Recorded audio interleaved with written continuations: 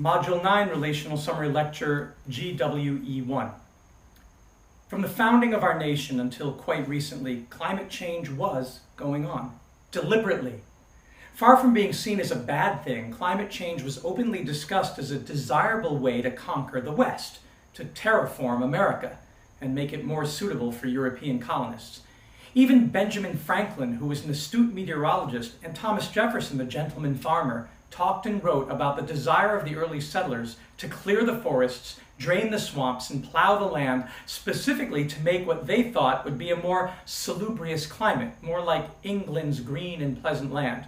The one sung about in William Blake's Jerusalem, considered England's most popular patriotic song and second national anthem. You know the lyrics, don't you? Feet in ancient time, mountains green, and was the holy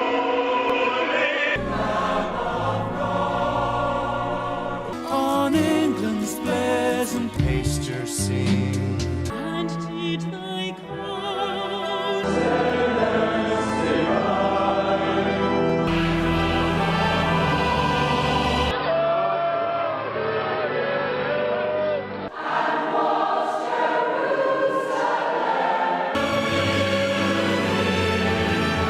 Among those dark satanic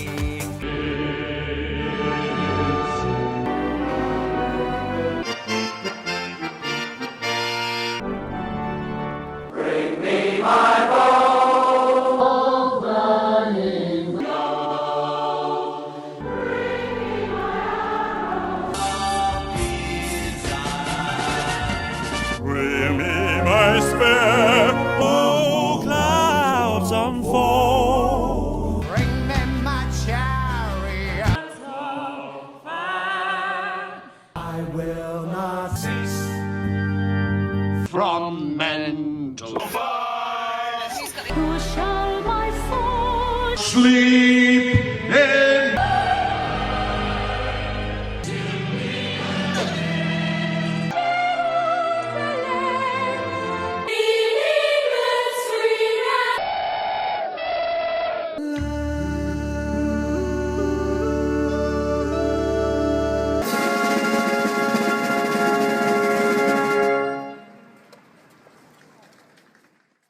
These lyrics were written between 1804 and 1808, and the sentiment was something all English speakers were abuzz about, even as they witnessed the dark satanic mills created by the early Industrial Revolution, its deforestation, and early turn to coal.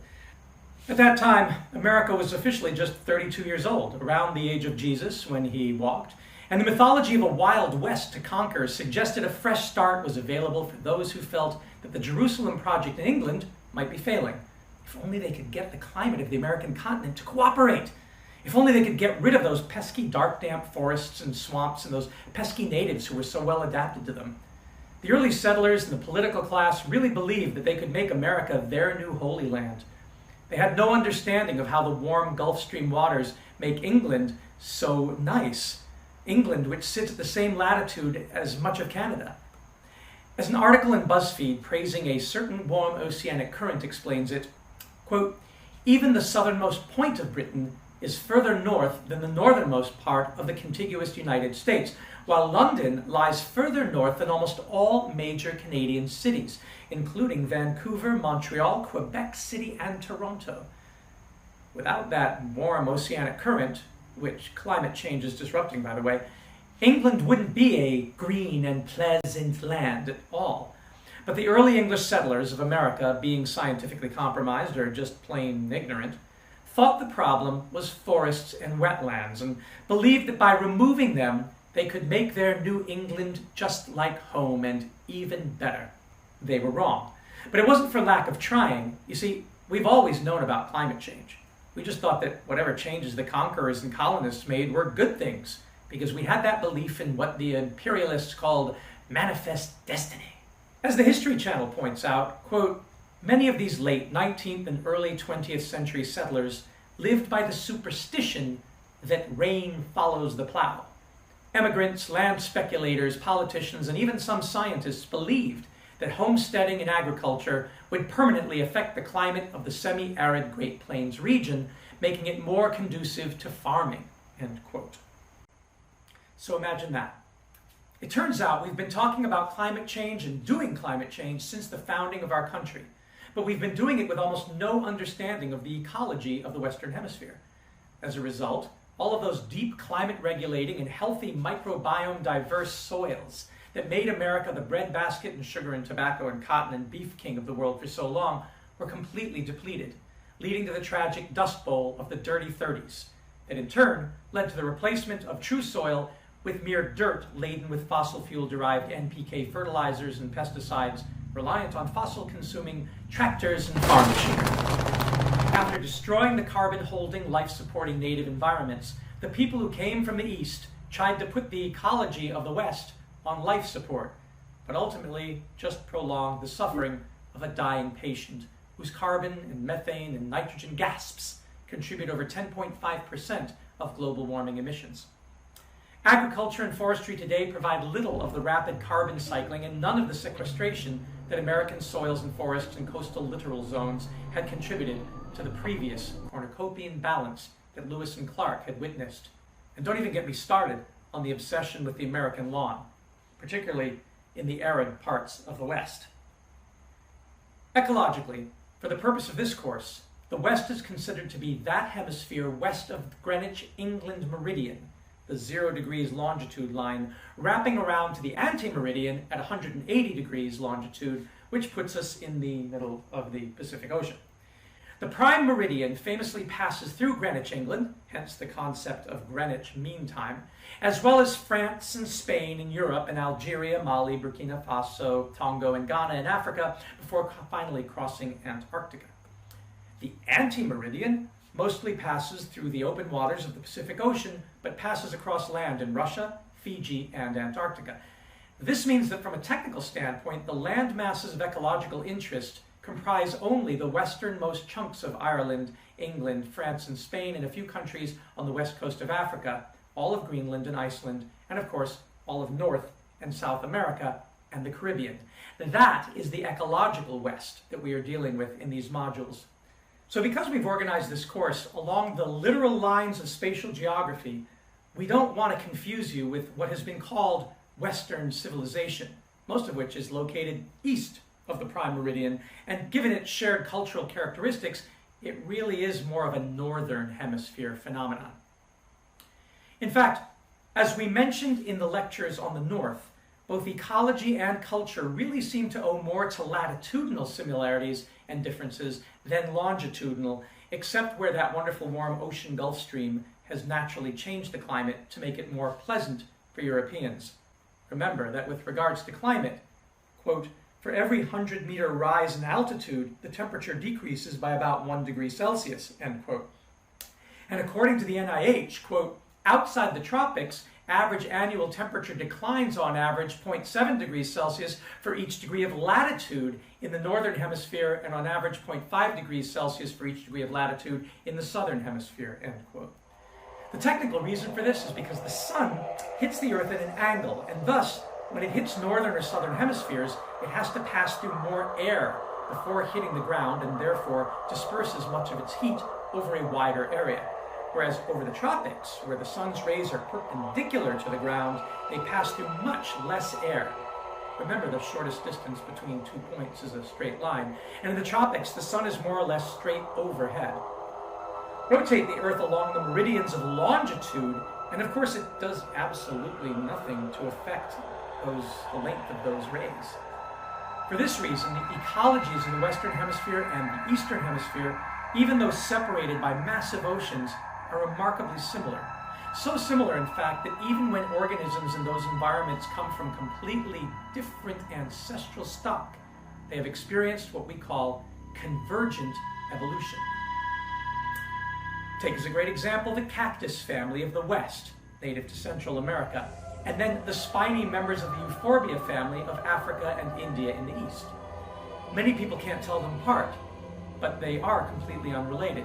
It's simply that they adapted to similar climatological conditions on different sides of the Earth. The same is true of North American and Northern European otters and bison and bears and deer. Look at the convergence between lions in East Africa and mountain lions in western Colorado. Witness the similarities between the Cercopithecidae, the Old World monkeys, and the New World monkeys, Callitrichidae, Cebidae, Iotidae, Pithecidae, and Atelidae. And most extreme of all, look at the marsupials of Australia and the mammals of South America, two lands down under, with completely different origins, converging on adaptive ecological strategies. Now, of course, because North and South have so much more significance than East and West when it comes to ecology, and even the way that ecology shape cultures, it would be hard to say much about the ecological differences between East and West, but for one curious reality. In the Western Hemisphere, our current moment in plate tectonic time has a huge landmass spanning North and South, the Americas. While in the East Hemisphere, we have the same, Eurasia and Africa, and so what we see is that the most salient ecological characteristics of these landmasses is actually the amount of forest. Forests span the globe, leading science fiction author Ursula K. Le Guin to write a parable of ecological destruction and climate change called "The Word for World is Forest." And then what becomes most interesting is that with the appearance of civilization in what we call the Middle East, the most notable ecological change is the disappearance of forests. Not just that. We note their disappearance to the axe and plow and fire, and then their replacement by desert. I didn't really get it until I got into Harvard in 1980 and took a freshman class in evolutionary biology with the legendary E.O. Wilson.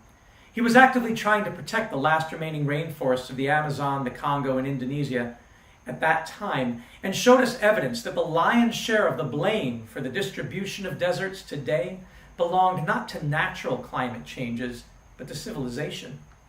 He told the class, quote, "At the time of the Roman Empire, when Antony was courting Cleopatra, you could walk from Carthage in Tunisia to Alexandria in Egypt under the shade of trees.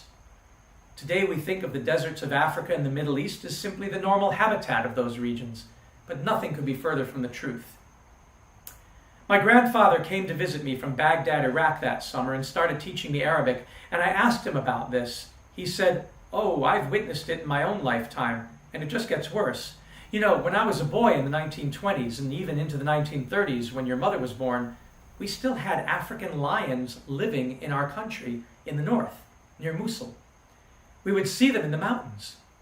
And of course, that would be the case because Iraq is really part of the Rift Valley from East Africa that carves its way up through the Red Sea to the Levant along those lines of longitude. The whole region was a migratory pathway north and south for birds and animals, and following the animals is how humanity left Africa to populate the rest of the world in the first place. Sophomore year of college, the great paleoarchaeologist Glyn Isaacs told us in class that his research was confirming what many of us were beginning to suspect. Civilizations, he said, don't usually collapse because of politics or social strife or warfare. They collapse because they destroy the ecology that supports them. Environmental collapse then fuels the social and political problems that led to civilization's collapse. The rise and fall of civilizations is really the story of environmental degradation, and the vast areas of desert we see in the world are testimony to the destructiveness of our species. Much of this is now documented in my former UCLA professor Jared Diamond's prize-winning history book, Collapse: How Societies Choose to Fail or Succeed, from 2004. And for the first time, we began to understand why archaeologists usually found the ancient cities of the Middle East and Southeast European region by digging in desert sands and dry areas. Another anthropology professor told us, of course, there were civilizations all over the world, and with the exception of the Maya temples of Central America and the temples of Angkor Wat in Southeast Asia, we don't readily see the evidence of the ones that rose and fell in the forested areas of the world, because people tended to build out of wood, which decays over time. By the time European archaeologists found them, following their imperialist soldiers who'd wiped out the peoples who built them, the great wooden city-states like Timbuktu and Benin had rotted into soil. And this encouraged the racists who rewrote history to justify slavery by claiming that there had been no great civilization south of the Sahara in Africa. But that's nonsense. One thing we can say about forest cities, though, is that while sufficient ecological damage was done to eventually cause their collapse, the people didn't disappear or move away as they did in the desertified areas. They just adopted a simpler lifestyle. This message was brought home to me by my friend Pedro Cook, a Maya Quiche development specialist who I was helping to build an ecological research center in the lakeside village of Macanche near the ruins of Tikal. We were reviving the use of the sacred Maya breadnut tree, the tree that had sustained his people for thousands of years, by planting a 10,000 seedling nursery by the lake near the solar-powered compost toilet outfitted rainwater capture equipped research lodge that our Taiwanese philanthropist friend Martha Liu had funded. Pedro took Martha and me and a fellow African-American graduate student to a patch of barren ground on the other side of the lake and did a sacred planting fire blessing ritual. First, he reached into the barren ground and pulled up a fistful of dry sand and hard-pan laterite clay. He said sadly, "This is what our land turns into when people abuse the soil by cutting down the trees and planting annual crops and grains. It turns to desert where nothing can grow anymore." He then led us over to another patch of ground that glistened with moist blackness and knelt down, scooping the precious earth into his hands and passing it under our noses to smell. And this is what I'm turning it into by putting the organic material back in, compost and food waste from the city and animal manures, even my own, and planting trees and shrubs and encouraging wildlife. This soil is life. And then he built a fire and started the ceremony. He said, "My people, the Quiche, come from the highlands of Guatemala, and our capital city was called Iximche. Do you know what Iximche means? It means the tree of life, and it is the name of the Maya breadnut tree that we are planting here. The same tree whose forest surrounds Tikal and all the great ruins of our once proud civilization." You see, at one time we lived primarily off of tree cereals, making our bread from a nut from a tree that is high in protein. But then it seems we got addicted to corn, to a grain that is very sweet and that we used in ceremonies. And little by little we started clearing the forest to plant more and more corn and created a mythology about the corn gods wanting sacrifices from us. Once we transformed the landscape from breadnut to cornbread, from tree tortillas to grain tortillas, the rains went away and the land dried up. We changed our climate by cutting our trees, and our civilization started to collapse. So by the time the conquistadors came, we couldn't fight back. We didn't go away. We Maya people didn't disappear. We simply went back into the forest as it regrew and led simpler lives. But it was a powerful lesson, a lesson my parents learned from their parents. Soil is life. And then he said, "Now I know that Martha understands because her people also created ancient civilizations in the East and learned the same lesson. And so she is trying to help us make things better here in the West. And Charles here, his people created ancient civilizations in Africa and built what we now call the United States. He's almost a native son here because his people have been in America for 500 years. But this guy," and he pointed to me, "we love TH, but his family on his father's side came from the potato famine in Ireland a mere 150 years ago or so, after Europe had destroyed their land, and his mother from a place that civilization turned into desert. And these people continue to think the answer to prosperity involves extracting more and more." Well, of course, I don't believe that, but my people. The scourge that Europe brought to the West was a deeply seated cultural belief in the value of extractive economies. Plowing and pulling value from the earth was passed down from generation to generation, and it worked because as long as there was a further west to expand into, one never really had to look back upon the damage we'd done. The westward expansion was, and unfortunately still is, merely subsidized by fossil fuel inputs, all about a locust-like strategy of settlement, extraction, destruction, and moving on. What we did wasn't farming, according to my graduate professor Susanna B. Hecht, author of Fate of the Forest. What we've done is actually mining. We've mined the earth and robbed her of nutrients. And the economic engine wasn't even what we got out of the ground. The money came from speculation. The true driver of westward ho turns out to have been the profit that can be derived from land speculation, the old buy low, sell high. Schemers and get-rich-quick dreamers would flip land the way we now flip houses. Buy it cheap when it's covered in forest or prairie or wetland, conveniently called wilderness. Say you're going to improve the land, but then viciously degrade it through extracting timber and water and minerals, mine the rich soils left behind for their nitrogen, phosphorus, and above all carbon, and keep that up for a number of harvests, sell it to the highest bidder at the peak of productivity, and then quickly get out of Dodge and let them deal with the collapse in value as it turns to dust. When we finally hit the West Coast with this strategy and there wasn't anywhere else to go, the extractive strategy created deserts and dust bowls. To bring them back into production, we then mined fossil solids, liquids, and gases from other faraway regions, coal, oil, and gas, and dumped them on the ruined dirt to breathe a little more life into it. The dirt, of course, contained none of the rich biodiversity that acts as checks and balances in a healthy ecosystem, and so more fossil fuel-derived pesticides and herbicides had to be added to maintain some productivity until the soil was not only exhausted, but toxic as well. As Professor Hecht declared in class one day, "We don't have farms anymore. They're merely open-air factories." That is the consequence of an extractive economy that depends on mining the earth. But there is one form of extraction from the earth, along the meridians, along the lines of longitude, that is almost universally good.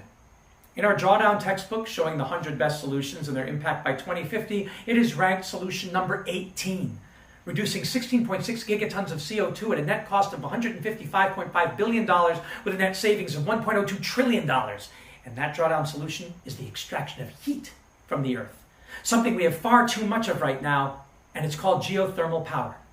And between improved technologies for getting energy from the delta T of temperature differential between hot and cold areas and improved turbines, it is turning out that we can use various types of geothermal gradients down in the earth and right at the surface for a wide variety of things, including highly efficient HVAC systems, to say nothing of electricity generation. There are updated figures for alternate modeling scenarios on the Drawdown website. As a graduate student, I traveled to Iceland to see this climate-friendly miracle in action and regaled with other urban planners in the geothermal electricity plant's wastewater, sitting with a waterproof copy of McDonough's Cradle to Cradle in the Blue Lagoon Spa at 3 a.m. in the perpetual twilight, asking them why this solution wasn't used everywhere. Later that year, I went up the west coast of the United States to Geyser, California, to videotape Old Faithful spout up its perpetual fountain of clean energy, and then to one of our own domestic geothermal power plants. I made an informational video of it that you can see in our resources section. And that is where I learned that the entire west coast of the US, to say nothing of the Rift Valley up and down through Africa southward, and the Middle East and Italy northward, and the entire archipelago of Indonesia and Malaysia, on up through Japan, to say nothing of Hawaii, are hotbeds of geothermal heat that can be used to generate carbon-neutral electricity with none of the risks of the nuclear power plants like Fukushima that have made such a mess. Everywhere where the plates that make up continents meet, they create what is called the Ring of Fire, a ring of fire, and it spans the globe. You can see it active wherever you find volcanoes, but everywhere else it manifests as hot springs that can be harnessed for clean steam to drive turbines. Unless you think you must drill deeply to get it or find places with extreme temperatures to make it useful, in 2010, National Geographic sent me up to a resort called Chena Hot Springs, north of Fairbanks, Alaska, where the owner, charismatic Bernie Carl, showed me his Rankine cycle gas turbine that uses low-grade thermal energy, the mere temperature of the hot spring spa itself, to create electricity. It doesn't need high-pressure steam because it uses organic solvents that have a lower heat of vaporization. When we were lounging in his hot spring spa, I asked Bernie about other hot springs, like the famous Ain Sokhna resort in Cairo, Egypt, that has been a hot spot for tourists since the time of the pharaohs. I had read a report by the World Bank from the 1960s while Egypt was using Russian money to build the ecologically disruptive Aswan High Dam up the Nile for hydropower, and the paper was evaluating the potential for Egypt to meet its growing power needs with geothermal power, since it sits on a tectonic plate. The report concluded sadly that the steam needed was found too deep for the venture to be economical, and the hot springs nearer the surface weren't hot enough. Bernie said, "My operation is living proof that it can work, absolutely. But despite all the visitors we have here and all the talks I give, this simple technology is really hard to get adopted. And I mean, we've refined it. But the concept of organic cycle engines isn't exactly new. No. In fact, as Science Daily reported some years ago, quote, organic Rankine cycle, or ORC, development started in the 1850s and followed the development of steam engines. A few small, pure-play companies were perseverant enough, however, to turn the ORC niche into a commercial success, end quote. That's the 1850s. Seeing this made me realize that when I was a grad student living at the LA Eco Village near downtown LA, we could have been using low-grade geothermal power to provide electricity and hot water to our entire apartment complex, hell, to a substantial part of the city, since the 1850s, when Los Angeles County was established after California was ceded to the U.S. when the Mexican-American War ended in 1848. Our urban eco-village apartment in the early 1900s was actually the hotel for the Bimini Bathhouse, where Charlie Chaplin and Douglas Fairbanks and other movie stars and politicians used to bathe and stay. It sits above the geothermal hot springs that once created the famous Bimini Baths, which was the terminal destination for the once famous red car electric trolley featured in the Disney movie Who Framed Roger Rabbit. But like the red car, those baths were closed down in the 1950s when the racist white owners were no longer able to legally keep blacks out at the beginning of the civil rights movement. To keep the area underdeveloped, as white flight began from the city to the suburbs, the hot springs were completely plugged with cement. Still, the technology is here, and it's well developed today, and the geothermal hot water to make clean electricity, and of course domestic and commercial hot water, will always be there, and everywhere else where the perpetual magma of the Earth's mantle comes close to the surface. And even where it isn't close, it isn't any harder to get than oil. You don't believe me? Petro Online tells us, quote, back when records began, oil wells were an average of 3,635 feet deep, but that was 65 years ago.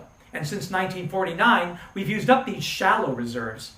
Oil is a finite resource, meaning we now have to dig deeper to find it, with the 2008 average depth coming in at an average of 5,964 feet. That's like a mile. They go on to say, quote, we've covered the average depth of oil wells, but what about the deepest examples? Here's where the topic gets really interesting and almost incomprehensible, they say.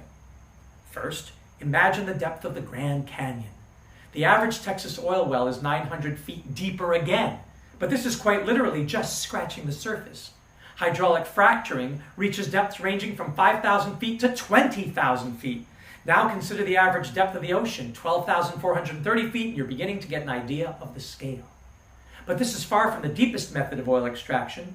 Deepwater Horizon, they say, the well responsible for the 2010 BP oil spill in the Gulf of Mexico, sits at 35,505 feet beneath the surface.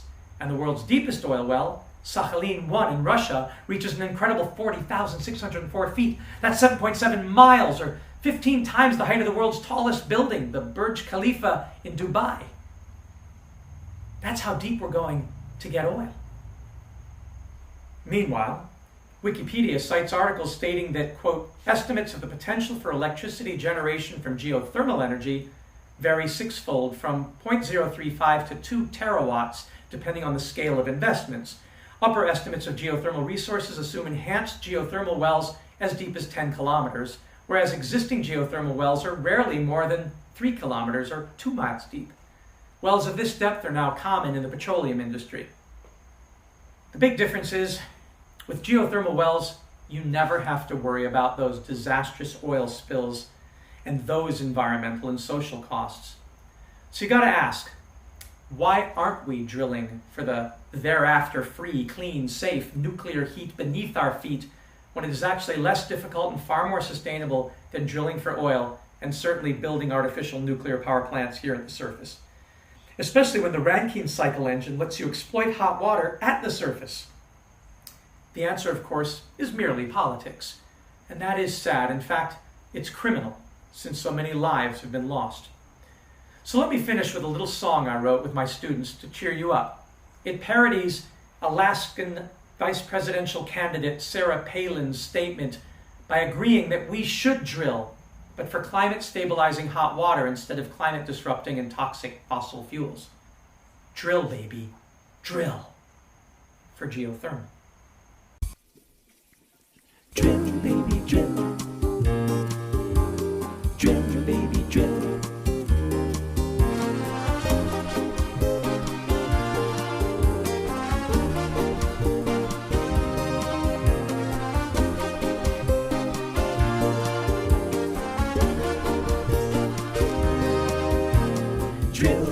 drill.